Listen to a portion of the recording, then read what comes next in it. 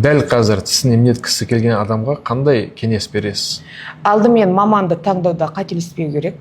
Ат-дидо маманды клиниканы таңдау керек. Бірінші очередь баға емес, бағадан бұрын сапа және жұмыстың ұзақ нәтижеге тұрақты сақталуы. Біздікілер көбіне бағаға жүгіреді және жұмыс сапасы онан кейін барып переделка или тағы бірнеше жылдан кейін жұмыс нөл болып қайтадан басынан бастайды. Сол себепті бір рет және ұзақ мерзімді нәтиже.